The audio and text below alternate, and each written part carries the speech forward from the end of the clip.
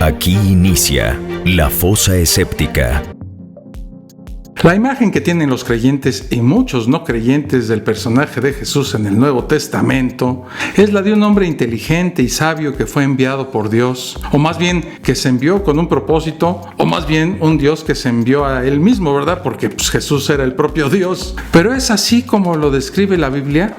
¿O esa es más bien la imagen que tenemos gracias a los sermones dados por los sacerdotes y que algunos nos tuvimos que tragar durante muchos años en la misa?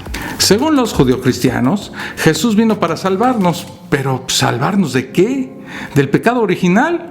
Si fue para salvarnos del pecado original, parece absurdo que un ser omnipotente necesitara enviarse a sí mismo en forma humana para perdonarnos de algo que él mismo había creado. Después de todo, el concepto de lo que es pecado y lo que no lo es, pues fue impuesto por él. Tampoco habría necesidad de enviarse en forma humana para perdonarnos de eso, cuando fácilmente, debido a esa omnipotencia, podría hacerlo desde cualquier punto donde estuviera, ¿verdad? De hecho, para perdonar ni siquiera es necesario ser omnipotente. ¿Habrá venido para salvarnos de los pecados que cometeríamos en el futuro?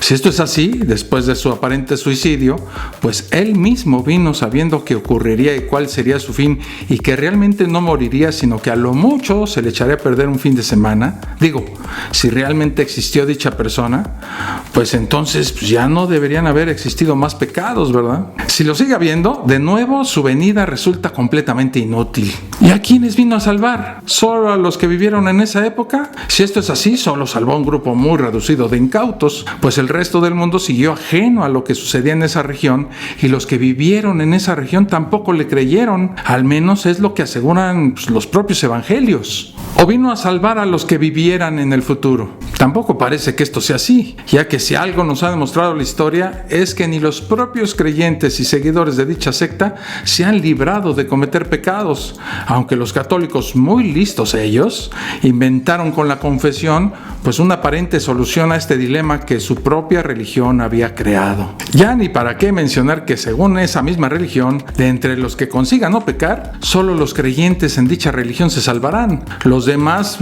arderemos en los paradisíacos confines del infierno. En pocas palabras, la supuesta venida de Jesús ni solucionó el problema en el momento, ni solucionó dicho problema después. O lo que es lo mismo, la venida de Jesús fue un acto totalmente inútil. Todo lo que afirma una persona omnisciente y pura debería ser cierto, ¿no? Al menos si entendemos correctamente lo que es la pureza y la omnisciencia. De ser así, deberíamos ver tales cualidades en la Biblia, libro que para los creyentes es sagrado y es la palabra de Dios. Yo al menos cuando compro un libro de ciencias, pues espero que todas y cada una de las afirmaciones que hay en ese libro sean ciertas y demostrables. No me imagino un libro de física proponiendo teorías científicas incorrectas e indemostrables que sea aceptado por la comunidad científica. Del mismo modo, la comunidad cristiana no debería admitir ningún libro que contuviera afirmaciones erróneas o indemostrables, ¿cierto? Bueno, pues vamos a ver solo unas pocas para comprobar si esto se cumple. En el Evangelio de Mateo se puede leer que existe un monte muy alto desde el cual se pueden ver todos los reinos del mundo. Me gustaría saber a qué monte fue Jesús para ver todos los reinos del mundo. El monte más alto del mundo es el Everest, y desde él no se pueden ver ni siquiera las aldeas más cercanas. Este mismo versículo de la Biblia es usado por los terraplanistas para asegurar que la Tierra es plana. De hecho, el cristianismo en algún momento de la historia hasta quemaba gente basándose en su queridísima Biblia, y donde según su interpretación la Tierra debía ser plana. Visión que afortunadamente nunca tuvo mucha repercusión social, pero que está ahí para deleite de ateos como yo. Otro de los fallos garrafales del personaje de Jesús fue cuando aseguró que todas las enfermedades, tanto físicas como mentales, son causadas por el demonio. Bueno, esto según Jesús, porque en el Antiguo Testamento el propio Yahvé, Dios para los cuates, declara ser el causante de todas las enfermedades. No son pocas las veces que en el Deuteronomio se afirma que Dios envía plagas y enfermedades, sin contar con que en el Éxodo es el propio Dios quien confesa ser el responsable de todo. Entonces, ¿qué hacemos? ¿Nos olvidamos de la medicina moderna, ya que en esta no figura en ningún lugar que las enfermedades son causadas por una entidad demoníaca o divina? ¿Otro error garrafal de Jesús? Bueno, pues hay muchos. Por ejemplo, cuando dijo que el reino de los cielos es semejante a un grano de mostaza que un hombre tomó y sembró en su campo. Este grano, dice Jesús, es la más pequeña de todas las semillas, pero cuando ha crecido es la mayor de las hortalizas y se hace árbol, al cual llegan las aves del cielo y hacen nidos en sus ramas. ¡Qué analogía tan, pero tan estúpida! A ver, mi querido Jesús, se ve que el día que lo dijiste andabas paseando tu ignorancia, porque para tu información, la más pequeña de todas las semillas no es la de la mostaza, sino de la orquídea. Y la mayor de las hortalizas no es la de la mostaza, es la calabaza.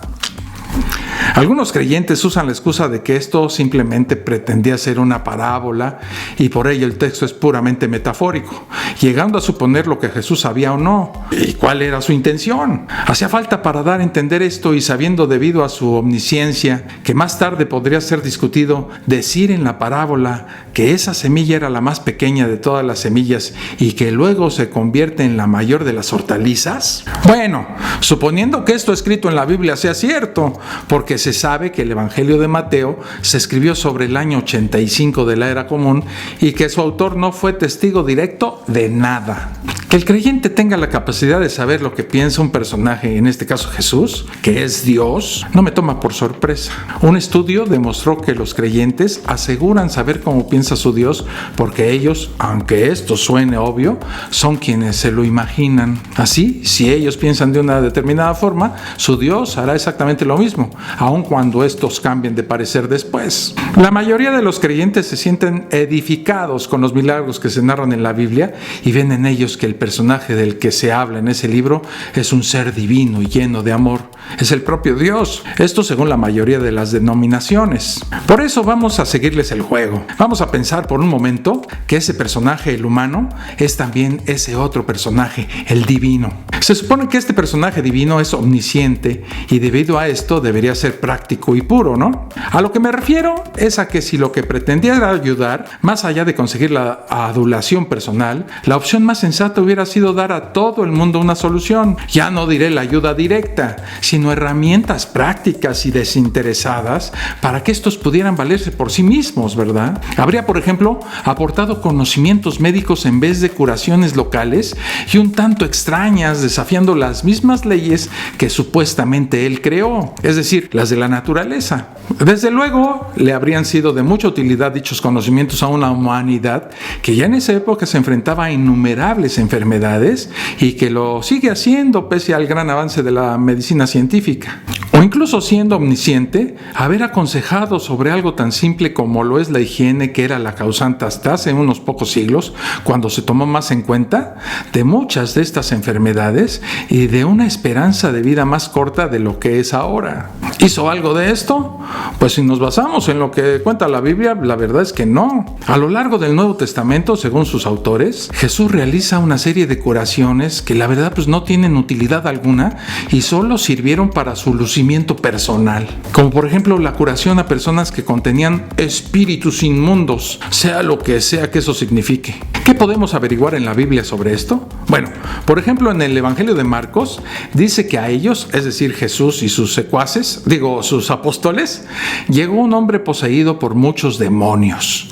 Dichos demonios, por propia voluntad, le piden a Jesús que no les haga nada ni los atormente y también le piden que los envíe al interior de unos cerdos. Sí, como lo oyen, los demonios, según el propio relato, no luchan contra Jesús, sino que le ruegan que no los atormente y que los envíe desde la persona donde estaban divirtiéndose al interior de unos cerdos. Jesús lo hace, obedeciendo a los demonios, y los pobres cerdos, aterrorizados, se avientan por un precipicio. Lo que me lleva a preguntarme si alguien se preocupó por el dueño de los cerdos. Bueno, la historia es completamente un disparate. Pero, ¿cómo es la versión de este relato en los otros evangelios? Debería ser igual, ¿no? Pues no, porque en la versión de Mateo ya no hay una sola persona endemoniada, sino que hay dos, y no hay conversación entre demonios y Jesús más allá de esa petición, que por supuesto es distinta. En la versión de Marcos, Jesús piensa que solo es un demonio hasta que los demonios confiesan ser muchos, mientras que en la versión de Mateo, ya en la primera frase estos hablan en plural. Pero, ¿y en la versión de Lucas? Bueno, en la versión de Lucas Lucas, que es la que coincide más con la de Marcos, los endemoniados ya no son 2 sino 1, pero los cerdos ya no se precipitan a un mar sino a un lago. También coincide con Marcos en relatar la humildad de Jesús, pero esto es un error porque lejos de realizar estos actos desinteresados, el Jesús de los evangelios es un ser arrogante que no tarda en pedir reconocimiento. Aunque este reconocimiento parece provenir de alguien muy idiota, pues viendo el resultado que había obtenido, le pide que el que estaba lleno de demonios, que vaya por el mundo contando su hazaña. Y todo esto omitiendo, por supuesto, que las posesiones demoníacas no existen más allá del engaño de unas pocas sectas. Porque veamos, un demonio que ha poseído a una persona, en vez de comportarse de una forma coherente con tal situación e intentar atraer fieles a su causa mediante engaños o realizar actos contra su enemigo, o sea Dios, o ejercer el mal al más puro estilo hollywoodense, no hace otra cosa que tener convulsiones y ataques epilépticos en medio de un grupo de personas balbuceando frases hechas mientras está en el suelo gritando palabras sin sentido. Ni actos sobrenaturales inexplicables como pasa en el cine, ni fenómenos sorprendentes. Solo vemos a personas gritándole a la supuestamente poseída que está tumbada en el suelo o en una cama y que más que parecer poseída por espíritus parece estar drogada o padeciendo problemas psiquiátricos. Lo mismo que sucede en este relato se puede ver en otros como en Mateo capítulo 9, cuyo resultado aparenta ser el mismo. A Jesús lo acusan de ser el príncipe de los demonios, algo así como el exterminador de demonios, solo por curar a un mudo. No deja de ser irónico y curioso el tema de los demonios. La mayoría de los cristianos creen, por ejemplo, que Lucifer es un personaje real, pero resulta ser un nombre mal traducido que incluso es usado en su propia Biblia para referirse a su Dios o incluso a Jesús. Al igual que en el resto de relatos, los endemoniados parecen más bien tener problemas psicológicos, algo que no parece preocuparle a los creyentes, pero que no deja de ser irónico, pues a pesar de que según ellos los evangelios son la palabra de Dios, la iglesia fue quien votó quiénes serían sus evangelistas y que por tradición eran testigos directos, pero pues ninguno de ellos coincidió en su testimonio con el de los demás en lo más mínimo. Esto es algo normal si se sabe que los evangelios fueron escritos decenas de años después de los supuestos hechos que narran y que ningún testimonio secular comprueba. Otros relatos sobre posesiones, como en los evangelios de Marcos y Lucas, ni siquiera tienen coherencia como historia y llegan al absurdo de describir el número de demonios que salieron de María Magdalena. Al parecer en aquella época y sobre todo para los autores neotestamentarios, se confundía el tener enfermedades mentales o problemas psicológicos con estar endemoniado.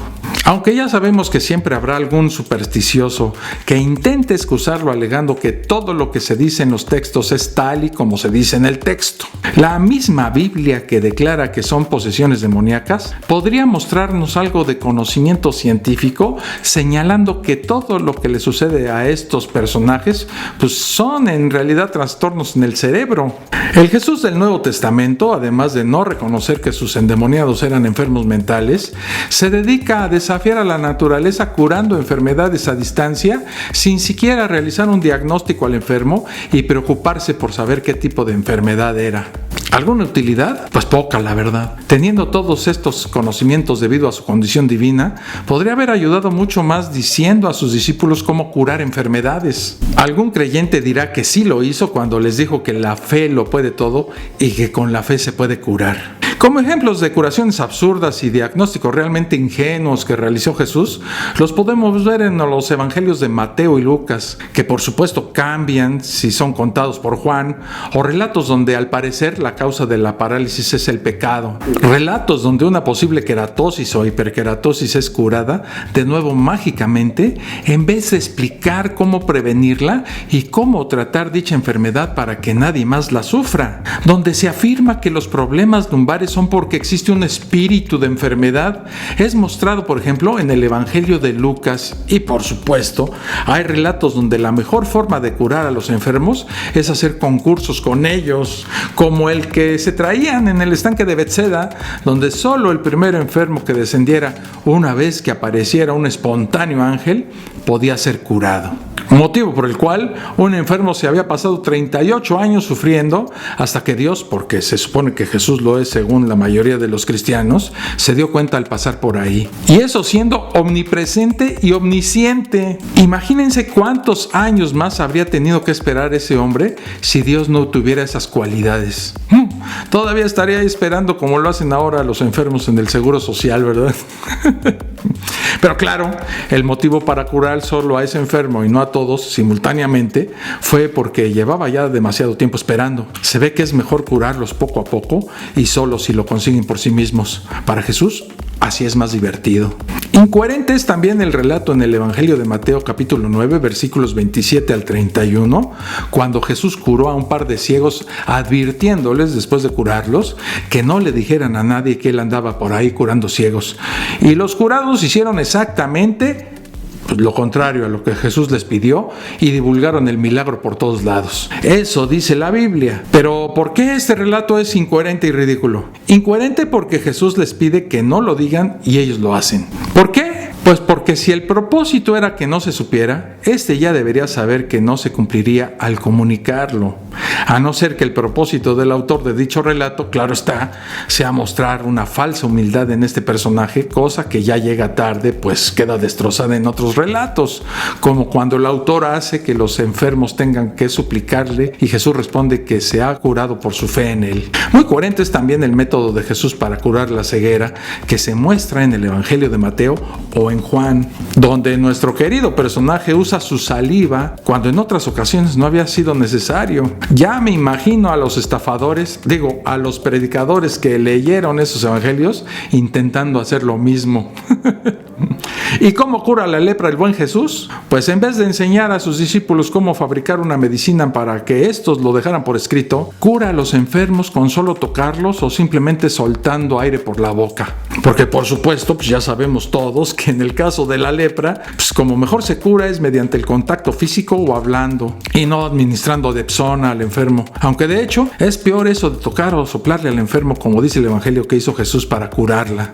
Según Jesús, es muy útil y humilde curar a unas pocas personas para que éstas crean en tus poderes y tus afirmaciones, en vez de informar de cómo prevenir enfermedades y dar al mundo medicamentos o conocimiento médico para combatirlas. Pero Jesús también es capaz de curar otras enfermedades, como las picaduras de víboras con solo soplar sobre la herida, de curar la fiebre y la hidropesía con solo poner las manos, la sordera metiendo los dedos en los oídos, escupiendo, tocándole la lengua y diciendo: ¡ábrete! También restaurar miembros amputados con solo colocarlos en su sitio. Curar a moribundos con enfermedades desconocidas. Y si ya andamos en esas, Jesús también curaba incluso la menstruación. Sí, como lo oyen. Al parecer, para los autores del Nuevo Testamento, la menstruación era una enfermedad. ¿Y cómo cura Jesús la grave enfermedad de la menstruación? Bueno, con un método muy interesante, tocando un trozo de tela. Si no me creen, lean el relato en sus tres versiones, Marcos 5, Mateo 9 y Lucas 8. Alguno de ustedes no creerá esto, pero para los autores de los evangelios, la menstruación no era un proceso biológico, sino algo inmundo, y la mujer cuando la tenía era poco más que una apestada a la que había que evitar durante esos días. Además de todas estas enfermedades que Jesús curaba de manera individual, se dedicaba también a realizar curaciones masivas por donde pasaba. Además de no mostrar ningún conocimiento sobre biología o anatomía en los relatos bíblicos, Jesús se dedica, para variar, a realizar actos antinaturales de utilidad nula. Dicho de otro modo, las leyes de la física se las pasa por el meritito arco del triunfo para que todos lo admiren tal y como se admira hoy en día a cualquier mago, a pesar de que sabemos que esto se sirve de engaños para hacernos creer que tienen poderes sobrenaturales. ¿Ejemplos? Según los evangelios, Jesús es capaz de manipular los elementos de la naturaleza y el clima. Calma tempestades regañando al viento y al mar. Desafía las leyes de la mecánica de fluidos cuando camina sobre el agua. O cuando le valen un comino todas las leyes físicas que hablan sobre la materia, multiplica peces y panes. También saca monedas de la boca de animales y cómo olvidar su gran truco de levantar muertos. Oigan, eso de levantarse después de morir es un sueño que ha perseguido el hombre a través de su historia. En China, por ejemplo, se enterraba a los nobles con sus esclavos aún vivos, esperando que estos les sirvieran después de muertos. En Egipto, los faraones se enterraban con sus tesoros, esperando disfrutar de ellos en la otra vida. Y en los países nórdicos, sus tradiciones iban encaminadas hacia el mismo resultado. La muerte no es algo cool y todo el mundo quiere escapar de ella. Otro punto sobre el tema de las resurrecciones es que son un acto inútil, porque más tarde, sea cual sea el tiempo, el resucitado tendrá que volver a morir. El propio acto de la resurrección contradice la dignidad de que la propia religión quiere dotar a la muerte, cuando ésta afirma que es necesaria junto con el sufrimiento que provoca para llegar a Dios y acudir a ese cielo prometido. Ya no digamos que lo que se da a entender es que no existe un cielo. ¿Por qué? Pues porque si la muerte es el paso hacia ese fin y en ese fin debe acabar todo el mundo, ¿qué sentido o beneficio tiene volver a la vida? Para un ateo podría tener sentido. Yo no creo en la promesa de una vida después de muerto y por eso mismo quiero vivir el mayor tiempo posible. Pero un creyente, si realmente éste cree que al morir va a tener eso, ¿para qué necesita prolongar su existencia en esta vida? Resucitar a un muerto carece de coherencia si tú mismo inventaste la muerte. Es que Jesús, suponiendo que fuera Dios, no estaba de acuerdo con lo que él mismo había creado e impuesto. Cuando un creyente se niega a morir o a aceptar la muerte, lo que está haciendo según la teología monoteísta es precisamente contrariar los designios de su deidad, que según los relatos, este rompa su propia elección, demuestra lo absurdo, incoherente e inútil que es este personaje. Suponiendo que la venida de Jesús tuviera el propósito de salvación, ¿qué es lo que entiende el cristiano por salvación? Pertenecer a su secta y hacer un tremendo ejercicio de credulidad para que, según promete esa misma secta, una vez que haya uno muerto tenga todo tipo de recompensas en un lugar idílico cuya existencia no puede comprobar. La venida de Jesucristo no trajo la paz. De hecho, desde que apareció el cristianismo, este se ha propagado a través de la guerra y la imposición. Esto queda mejor explicado en boca del indio Pontiac, muerto en 1769, cuando dijo que los conquistadores llegaron con su Biblia y su religión, robaron sus tierras, lastraron su espíritu y luego les dijeron que deberían estar agradecidos con el Señor por haberlos salvado. Se podría decir que la parte irónica de todo esto reside en que, aunque el creyente vende la parte buena de ese personaje, por ejemplo cuando repiten eso de amaos los unos a los otros, es la parte mala del no he venido a traer la paz sino la espada, la única que se ha cumplido gracias al esfuerzo de ese mismo creyente. La primera, por lo visto, tenía la cláusula amaos entre cristianos, pero solo de una misma denominación. ¿La venida de Jesús puso fin a la esclavitud? Bueno, pues con este tema se ve que los creyentes no han leído ni la portada de la Biblia, pues se nota que no saben lo que ella afirma de su secta, ni lo que afirmaron los padres de su iglesia, ni los papas, ni los apologistas más destacados de su cristiandad. Ahora resulta que pese a lo que sabemos gracias a la historiografía, no fueron las revoluciones sociales durante varios siglos desde que se puso fin al antiguo régimen, sino sus iglesias las que promovieron la abolición de la esclavitud. Raro entonces que los estados del denominado cinturón bíblico, que son los estados más religiosos de los Estados Unidos, fueran los que lucharon por mantenerla y los que muestran, casualmente, los índices más altos de racismo. ¿La venida de Jesús provocó una mejor salud física?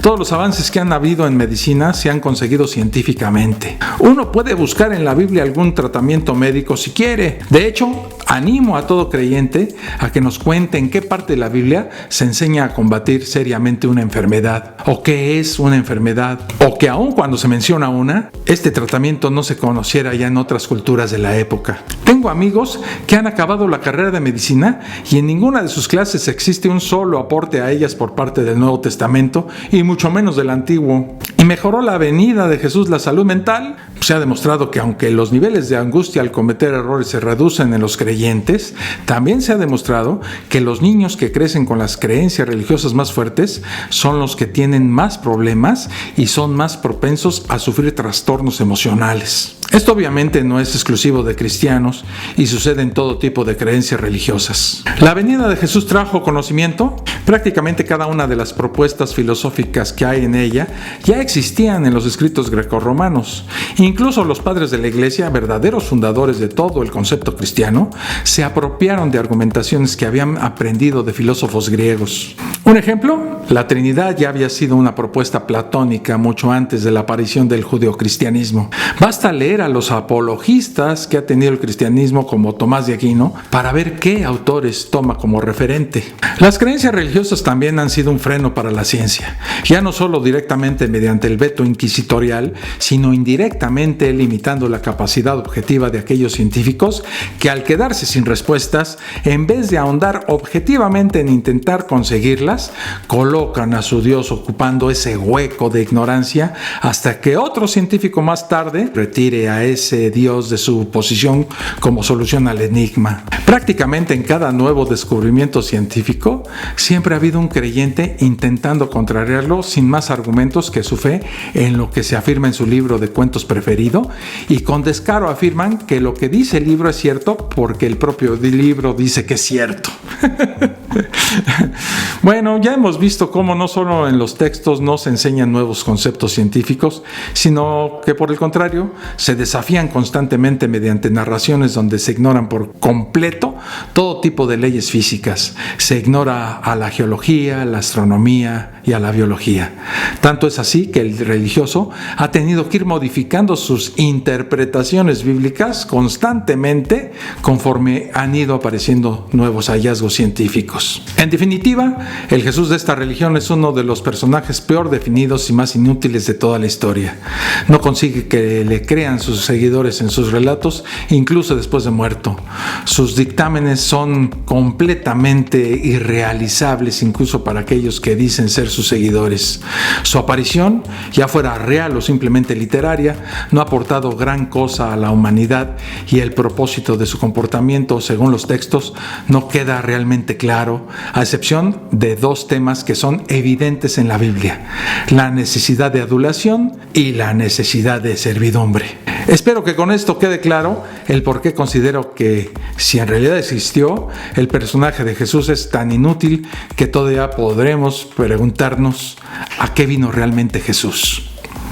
Bueno amigos, hasta aquí esta fosa. Suscríbete al canal, dale click a la campanita y apoya este esfuerzo mediante una aportación en PayPal. En la descripción te dejo las ligas para que lo puedas hacer, así como la del grupo de Facebook al que te invito a unirte. Hasta el próximo video. Un abrazo.